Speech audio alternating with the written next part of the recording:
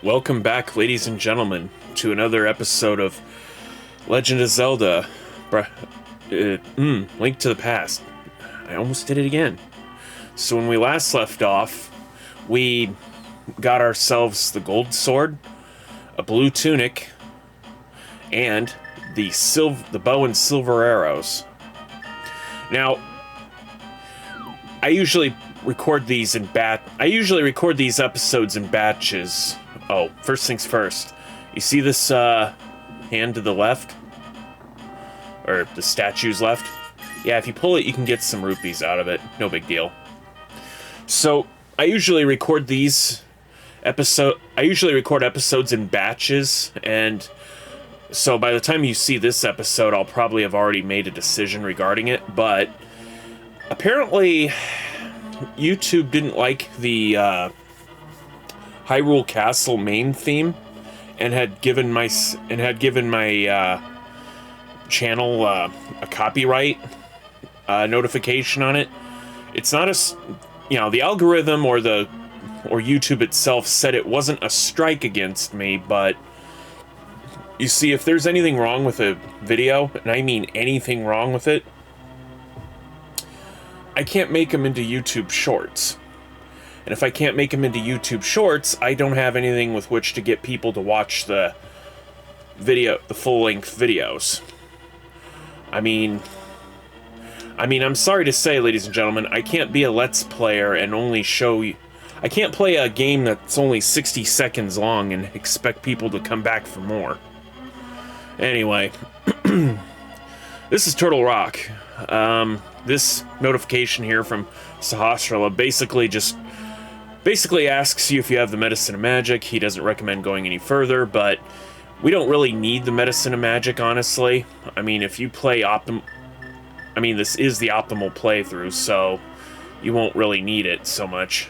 Now, what you want to do is, if you want to maximize it right out of the gate, you want to use your Cane of Samaria on these question marks. This will create a platform that you can ride on. And just like that, you get full magic on your way into the dungeon. Now, there's a lot of superfluous rooms in here, so first place I think we want to head to, let's see, if we go here, we just get a little bit of magic and some arrows. No big whoop. Alright. So if we go here, we'll encounter a room where you actually do need the fire rod, so... I mean, you already need the fire rod to beat the dungeon anyway, so...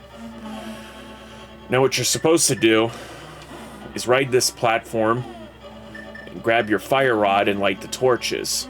Now, the only problem is the torches go out, and when they go out, that door up above will actually close automatically. But there is a bit of a trick you can do here. Do this, light all the torches, you grab your hook shot out, purposefully fall into the chasm so that you respawn just before the door. And there you go. So you got these perforating spike traps here, which will basically, perforate you. Come up here and you get a map and a single key. Now, we needed this key. We actually did need... Oh, I didn't realize I was dying. Alright, well, you can use the cape to actually escape the trap here. Any hearts? No.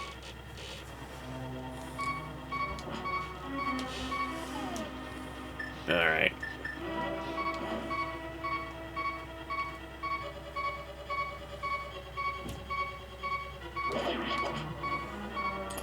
Okay, open this up. Now you'll see this monster here actually breaks apart in layers.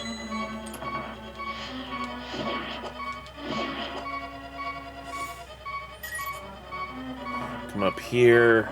Yeah, okay, I'm gonna have to use I'm gonna go ahead and use a potion here. So here we have the first, and I guess if you're playing the unless you're playing the Super NES version, the only time you'll see Chain Chomps. Their cameo in this game from Super Mario Bros. 3.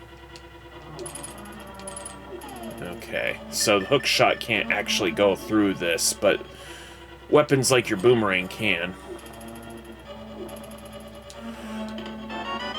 I'm not entirely sure, but I think these Chain Chomps, no matter how long you stand around, won't actually break from their confinement, so nothing to worry about there.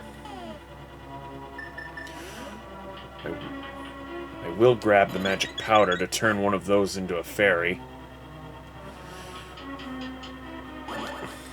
Fun fact, if you're playing on the GBA version of this game, your gold sword can actually be used to just break pots automatically. Otherwise, you can just lift them up or use your hammer. It's no big deal.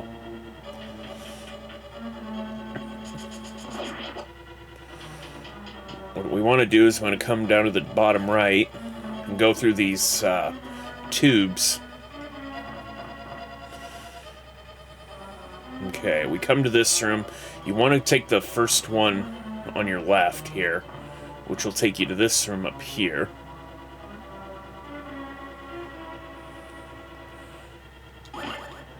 You'll see 4 anti-fairies.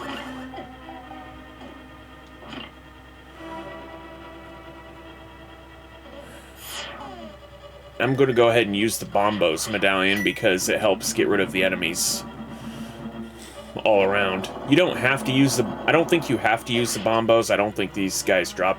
Well, okay, I guess one of them did drop a key, so... Yeah, so one of the gimmicks of this dungeon, if you see above this door here, there's an eyeball that if you look directly at it, it'll shoot a laser at you. So anyway, you come up here, grab this, and you get the key.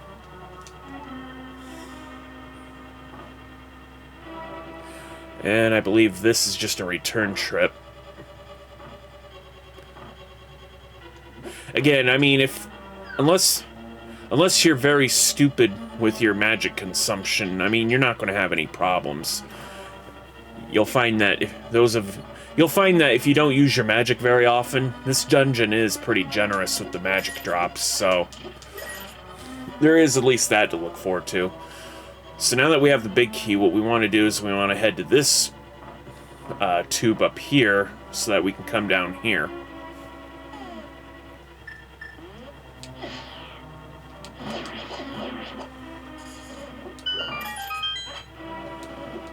Okay. Now you do not absolute. Oh well. Okay. I guess that's the way to. That's the way to progress. But anyway, if you come to the right down here, you really can't do anything. But you get to see that there's another dungeon entryway, or another way into the dungeon. What we want to do is we want to head to the left, and we're going to have to bomb a wall here. If you stand in the center like I'm doing now, the eyeballs shouldn't touch you. Now the 2 on the bottom will automatically fire, but the 3 on the top will fire if you're looking at them. So, okay, so here's one of the tricks about this dungeon. There is a piece of heart hidden in the light world. What you want to do is come to this entryway, use the mirror. And this is the only way to get into this cave, by the way. Now, the GBA version replaces these, I think these are Garayas. The GBA version replaces these enemies with Igors. But yeah, there are Garayas in the light world. Not sure how they made it here, but I don't know. I mean, either way, you'll still be dispatching them with your arrows. Now, I have the gold sword, so I can just slash them with no problem here. And of course, use your hammer to hammer those guys down, and you get a piece of heart. Now, don't worry, there is, I believe, one more piece of heart that we can obtain, and we'll be getting that after we complete our business in Turtle Rock, so no big deal there. All right. Now, in a previous... and this is where you find the mirror shield. Now, in a previous episode, I've already shown you a picture of where to buy a replacement mirror shield if you should lose yours. As far as I know, in this SNES version, you cannot lose your mirror shield.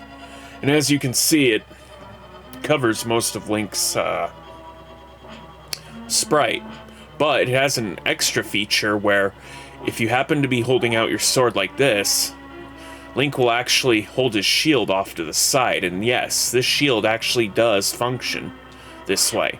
But of course, the BMOS, that is the statue with a rotating eye, will probably still hit you, I'm afraid. So, yeah, I mean, the shield's pretty big, so it'll help block against most things, most projectiles, but it's not really it's sadly not very effective, in my opinion. Anyway, if you don't have any bombs, you can actually just bash into the wall here. Now this is a bit of a puzzle here, because in order to be able to move those blocks down there, you have to kill all the enemies, so I believe there are only 3. Alright. And yes, it's a left or right puzzle. I don't remember which is which. So, okay, so it was the left one. You can pull the right one, even after you get it right.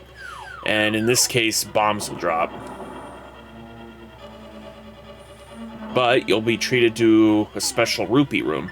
I probably don't need to grab all the rupees since I already have 838, but, you know, this is just another thing you can do.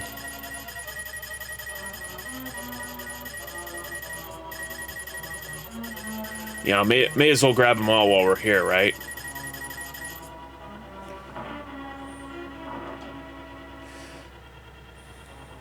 Okay. And we're out of magic, but not to... Oh, yeah. The thing about this cave is that... The thing about this dungeon is that they have these little creepy crawlies that come out from cave entryways. I don't know what they are, but they're there.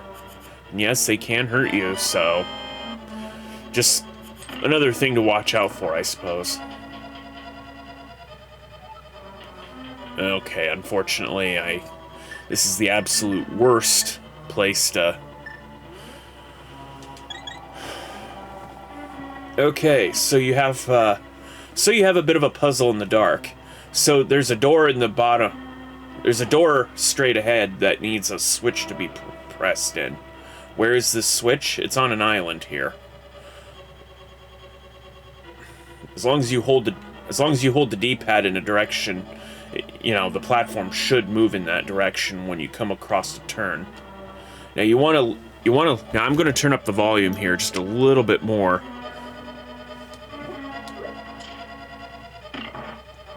Okay, you see that? Okay, that's the noise when the door opens. That's the noise that when a door closes. Now make sure you don't hear the closed door noise, otherwise you're going to have a bad time when you get to the door and discover that it's closed. Now, for a long time, I thought you had to use the Cane of Samaria to actually hold the switch, open. You actually don't need to. So, come up here, and then hold down, and there you are. You're out. Okay, so here's a room where there's laser eyes along the wall. What you can do is you can dash. Okay, well, I fell into the gap anyway, but one thing you can do...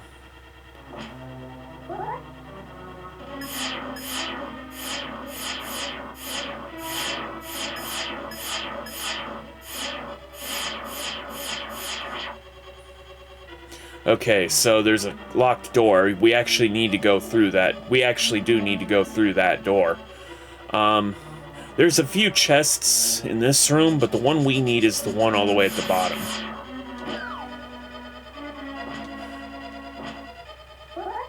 Hold our shield out. Grab the key. Now, if you're someone...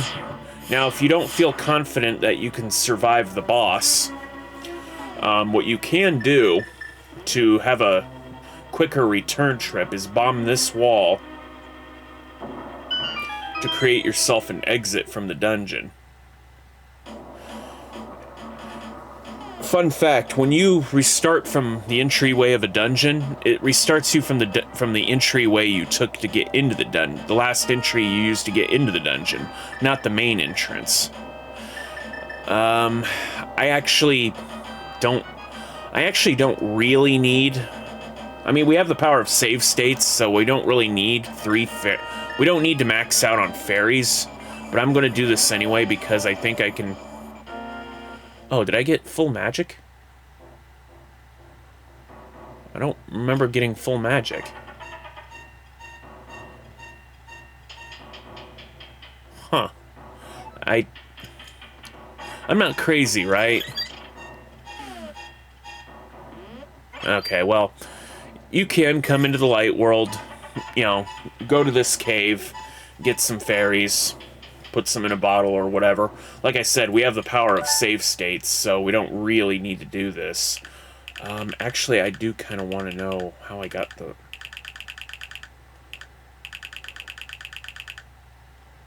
Huh. I must have... Never mind. I must have grabbed... Whoa, don't want to fall in there. You fall in there, you're going to have a bad time.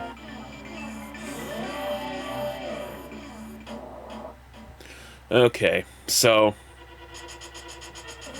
You can come back here.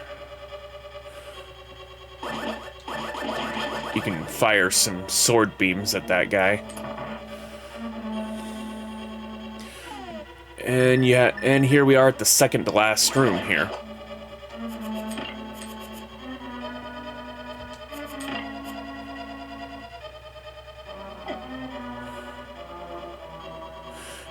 You want to make your way up to the top here, so head down here. And just like in the entryway to the dungeon, what you want to do is you want to activate this first and then fill up on magic. Otherwise, you'll go in there with one less unit of magic. Come over here. I don't know why they bother locking the door. I mean, you probably will already have the key by this point, so why bother locking the door? So anyway, you come in here and say hello to Trinex. Why is he called Trinex? Because he's got 3 necks. Now, you can take on... Now, red is... Now, of the 3 heads, the red one spits fire, and the blue one will spit ice along the floor. That ice will linger on the floor and actually create a slippery spot on the floor. What you want to do, or what I recommend doing, is grabbing a fire rod and blasting the fire head. Now, you can use the fire and ice rod multiple times on the appropriate head, and it'll go down. But as you notice, the head actually turned orange. That puts it in a weakened state, so it's vulnerable to your sword. So, if you want to save some magic, I recommend using your sword after you wound it.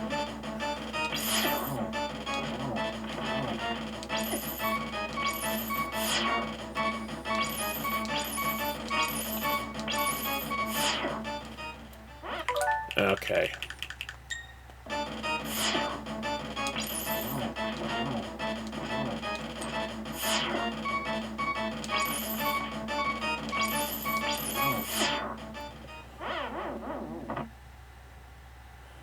Okay, well, no big deal. We'll just get revived by a fairy. I'm not going for a perfect score here. Mainly because I just want to destroy the head here. So, once Trinex's fire and ice head disappear, he'll go into a second phase. You might be Now, obviously, there's a glowing spot on his body, so you want to hit that 3 times More times if you have a weaker sword, but 3 times with the gold sword will be enough.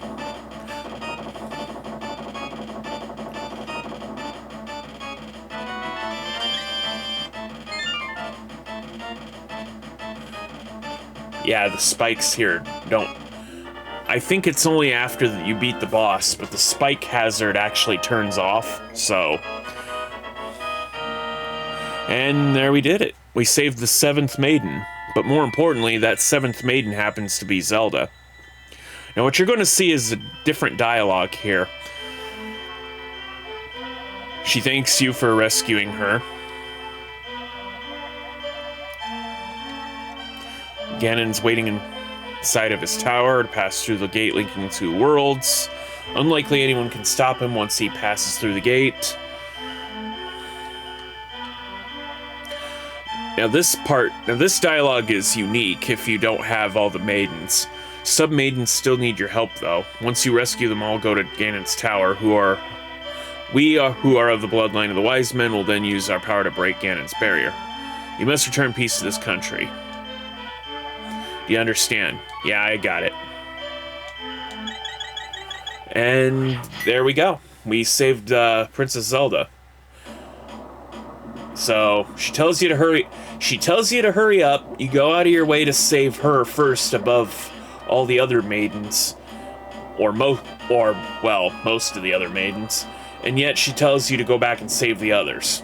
Anyway, you see that island off to the upper left? Yeah, you want to lift up on this rock here, and this is how we get the other piece of heart. This is an invisible floor. By the way, if you don't know where the invisible floors are, you can use your ether medallion. I don't know if you actually saw that. I mean, with video compression and all that, but yes, if you use your ether medallion, you can reveal the path down below. Alright, so we'll bomb this.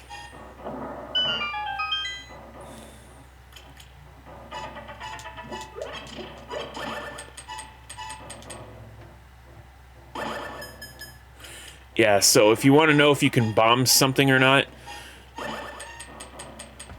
tapping on the wall will help you.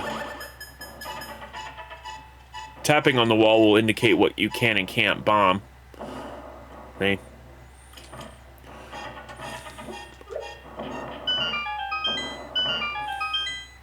So you can come up here, restore your health if you need it. You can also bomb this up here, and I don't... Let's see, what is up here anyway? And you can get some extra fairies, but we won't be really needing too many more fairies, I don't think. Yeah, we're good.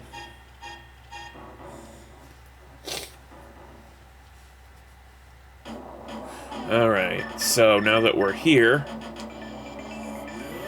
we activate this, and we get another piece of heart. So we have 4 crystals left, and 4 more heart containers to get, which means, congratulations, we got all the heart pieces. And now this is where the ultra fun part of this game takes place. As decked out as we are, we can basically go to the we can go back to the dungeons where we got items and pretty much just wreck everything. So this is pretty much like a victory lap. So we'll just buy some extra potions here. Now if you feel like doing so, as much money as we now have, we can go back to the wishing fountain and increase our bombs and arrow capacity if we wanted to, but I don't really think we need to do that.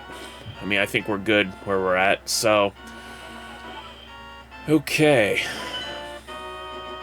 So, I think we'll take on the bosses in the reverse order. So, we'll probably... we'll just make our way to the Thieves Town and take on Blind, and then we'll go to Skull Woods, you know, make our way and destroy Mothula, and, you know, etc., etc.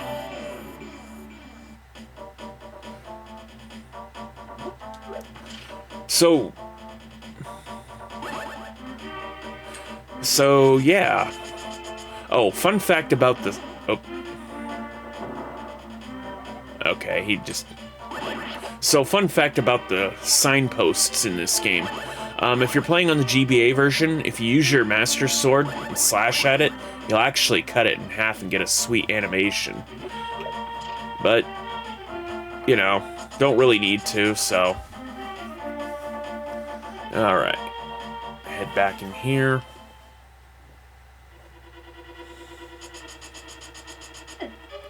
Okay, so we already know the song and dance here, so all we gotta do is make our way to the basement and rescue the maiden, quote, end quote.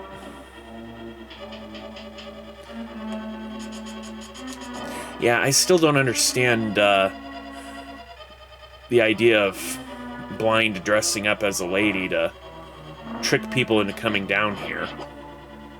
I mean, he's already the leader of thieves, you know. I mean, he already runs the town, doesn't he? Actually, I think I can come up here. Nope. Okay, it's blocked off. Sorry, I thought I could use that as a shortcut, but no.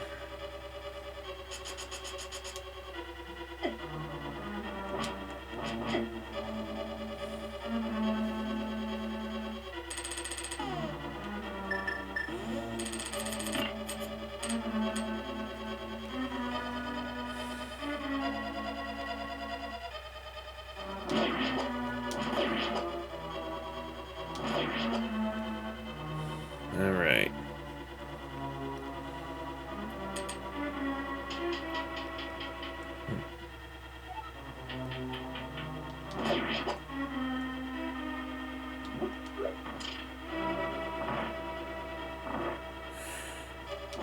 I'm not entirely sure if there's a way to fall into a hole to... Or if there's like a fairy thing here with that pot, but I don't know. Let's just use the Quake... Let's just use Quake Medallion for this.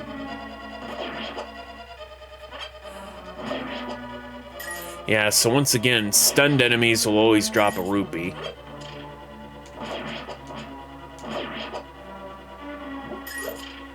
Okay. Come over here, dodge that. Oh, thank you very much, you saved my life, please take me outside. You know, he says yes, or I don't know, is Blind a female? I don't know. I mean, heck if I know. I wish I could tell you definitively if Blind definitively is a male or female, but I don't know. Modern gaming at its finest dictates that I don't go there, so we'll just say that Blind's a monster and that's it. I mean, it's kind of sad that's the state of gaming today, you know.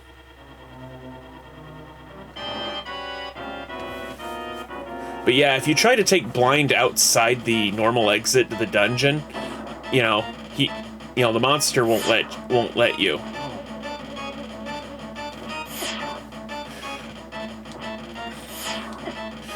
So anyway, at the time of this recording, I just recently heard that the Dragon Quest